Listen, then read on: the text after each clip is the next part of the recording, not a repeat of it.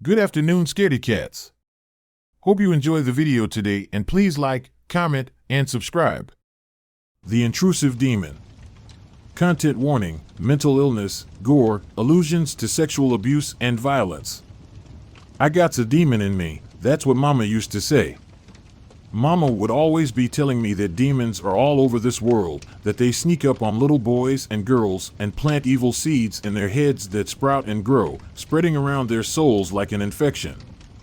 It kinda be like when you don't wash a part of open, scabby skin, the spot around it starts to turn an ugly shade of yellow, then it gets sticky, and then you gots to clean it with a smelly, burning liquid that leaves the gash looking dark brown for a moment.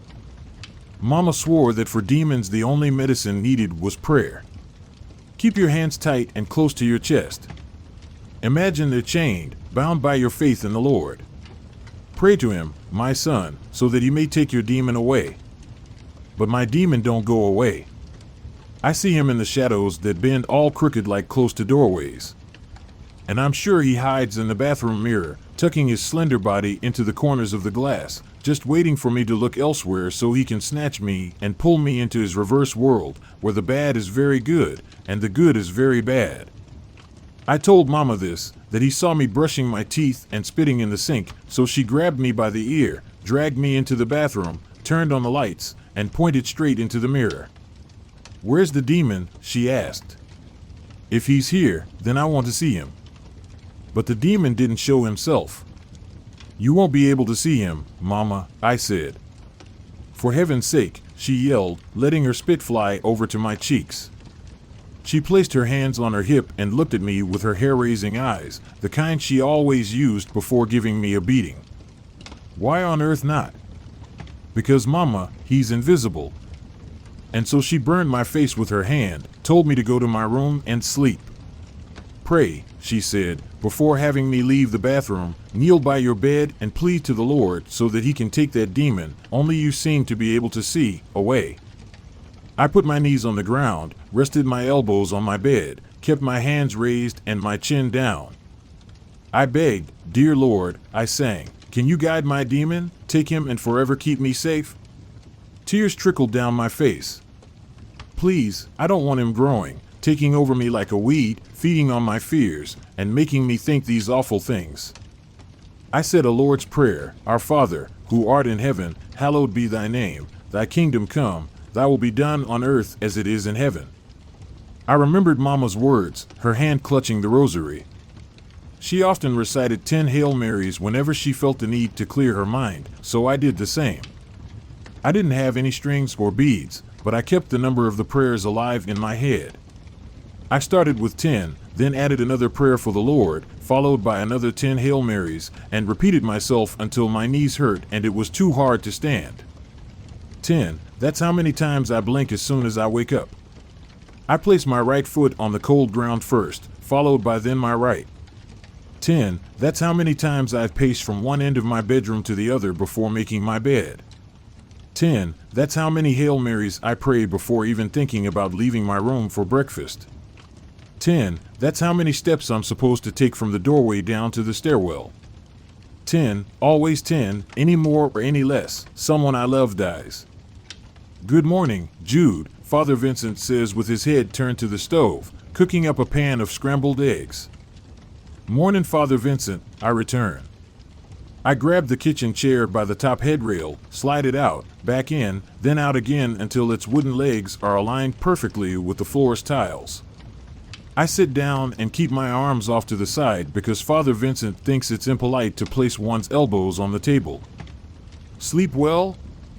"Not really," I answer. "I think I got about 4 hours of shut-eye." "How many?" "How many what?" "Hail Marys," he says, walking towards me with a smoking pan of eggs. I see it. The disappointment riddled across Father Vincent's face. The eggs fly in the air. The scorching pan strikes me square in the head.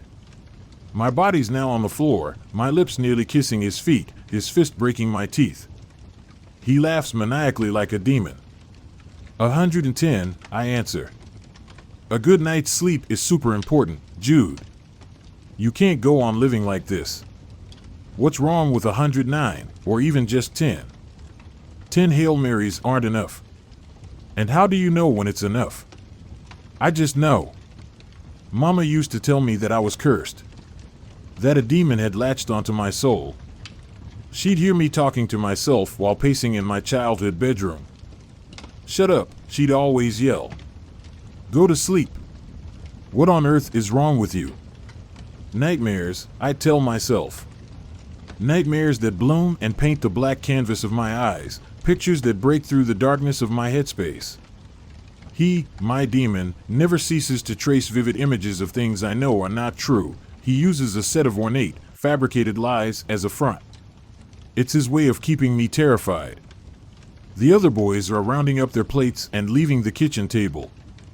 They stand and grab their dirty dishes, forks, and napkins. The chairs screech as some of them drag the legs back against the tiled floors. One boy plants himself in front of the sink while another rolls up the plastic placemats. Another tall fellow scrapes everyone's leftover food into the garbage. The kitchen is flooded with the sounds of scurrying footsteps, dishes clanking, water running out of the faucet. The boy rolling up the placemats beside me has a knife tucked under his sleeve. He walks behind me, and the metallic tip shines from below his wrist. He reveals his weapon seconds before the boy in front of the sink has any chance to escape. He plunges the knife into the boy's gut. Blood seeps from the wound and trickles down his legs like piss. Everyone runs. He looks to me, knife in hand and serrated teeth, grinning. I'm next. Hey Jude, the boy beside me asks, you gonna take much longer, or can I take your mat? Huh? I don't know, just leave it with me. I'll put it away once I'm done. He stares at the food on my plate, the pile of scrambled eggs looking like curdled cheese and the sausage patty symmetrically cut into 10 pieces. Well, just make sure you finish eating before lunch, he answers, chuckling. I swear, why the fuck do you take so long to eat? What did I hear? Father Vincent fires, entering the kitchen. Nothing, all the boys reply in unison as if Father Vincent had asked each and every one of them. Jude here is just taking an eternity to eat again, the boy by the sink responds, with a water stain over the front of his shirt, looking like an ink blotch. He's going to skimp out on helping us clean up again, Father V. Tell you what, Father Vincent says. How about you guys leave Jude and me to talk, and we'll clean up the kitchen by ourselves before lunch? Does that sound good? Really, some of the boys gush in disbelief. Yeah, just scram before I change my mind, and in a flash, the sound of excited running invades the space, dissipating as each of the boys go upstairs or out through the front door to play in the yard. Don't forget to dry them dishes, one of the boys mocks before leaving the kitchen behind. Sometimes I'll see Father Vincent on top of me, his robe draping down from his chest and swaying over my thighs. The seamed edges of his gown will rub against my waist, expand and recede like the white scars that creep onto a sandy beach. He'll release a beastly sound, almost a tribal roar that'll echo and get absorbed into the sheets. His breath hot over my face, his eyes fixate on the bulge of my neck right before killing me. Jude, I'm starting to get worried about you, Father Vincent says. I know things haven't been easy for you since your arrival, but what? Your behavior, he says, it's not exactly something that I understand. Don't worry, Father Vincent, I assure him.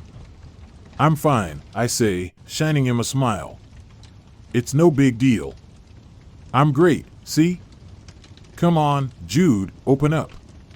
You've been here for 8 months, and you still haven't told us much of anything. Father Vincent pulls out a chair and sits across from me. He crosses his arms and places them over the table. I thought you didn't like it when we did that. Well, we're not eating now, are we? He returns. You want to know something? What? I have terrible table manners, he answers, laughing.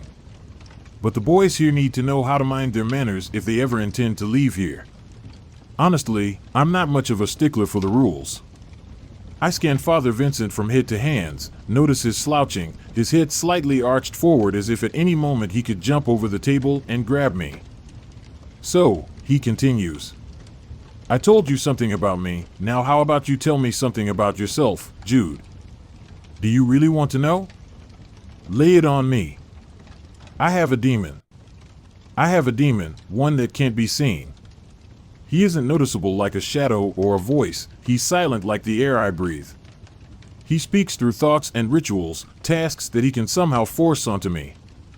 I see him in the corridors, pushing me down the stairs or stretching his body from across the foot of my bed, trying to make a grab for my legs.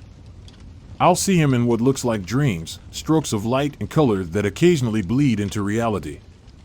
He'll take over a room, the objects, the people around me, and sometimes even toy with my body.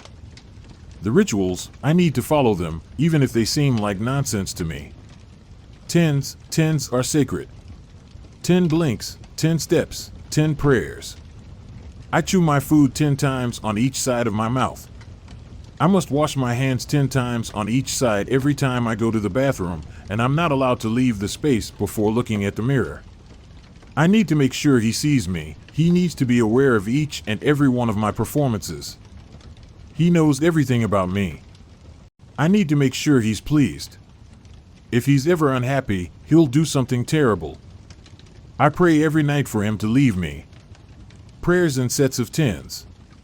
10 Hail Marys between each Our Father, followed by cramping legs and burning knees. This is probably the most valuable task among all the others. Once my eyes were heavy from such a tiring evening and a brutal beating that I fell asleep before completing my nightly ceremony. That night, I woke up, and my demon had taken Mama away from me. There's a golden cross on the pulpit, glimmering from the chandelier, basking the church in a warm, yellow glow. Father Vincent told me to meet him here. We'll talk more after lunch, he said. We talked the entire time we cleaned the kitchen. Father Vincent asked me about everything that my demon had ever made me do. I told him about the thoughts, the prayer, how Mama hit me each time I mentioned the demon. And how do you know it's a demon? He asked. Mama told me. She said my father had a demon too. A kind that made him do crazy things. It forced him to go into drinking and make long cuts down his arms. Mama said that my father had this thing with being clean and keeping everything in pristine condition. He wouldn't touch certain things, and his demon only ever let him be when he was in church under the protection of the Lord. I see. And what about you? Do you think your demon fears the Lord? I think so. I don't know. Maybe? The doors from the entrance bang and echo through down the sea of benches. Father Vincent walks down the aisle with a woman in a pencil skirt, a brown blazer, and turtle shell glasses. Jude, Father Vincent begins, this is Dr. Wong. Nice to meet you, Jude, she says, stretching out her arm. You can call me Lucy. I stare at her wrinkled knuckles and the contouring lines of her palm and fingers. I don't raise a finger to greet her, and so she retracts her hand. A doctor? Yes, Jude. Lucy here is a doctor and a dear old friend. I asked her to come down here to speak to you. About what?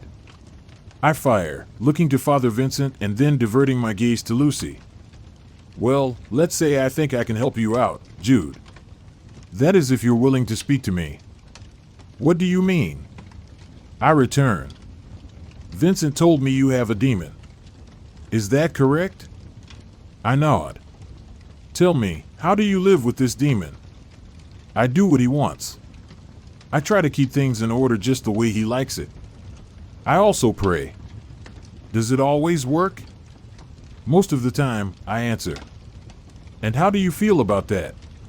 About having to do all of these things? Honestly, I feel pretty tired. Anything else? Shameful. Dr. Wong squats down beside the bench where I'm sitting. Father Vincent takes a seat directly behind me. We want to see if we can offer you some relief, Jude. A way to help you out that doesn't involve keeping you awake most of the night in prayer. No. I blurt out. I need to pray. Prayer is what keeps him at bay. No, Jude, it doesn't, Dr. Wong interjects. The truth is your demon isn't exactly the type that will simply go away like that. What? But Mama said. We know Jude, Father Vincent replies. But how about you talk to Dr. Wong for a bit? Tell her anything you want. Tell her everything you told me. I looked to Dr. Wong, her thin eyes bouncing back at me. You're a doctor, right? Am I sick? Let's just say your demon isn't exactly what you think it is, she answers. Dr. Wong stands, rests her hand on the arm of the church bench. Do you mind if I sit? She asks, pointing to the space beside me. Sure, I answer. One question, though? And what's that? Do you really think you can help me?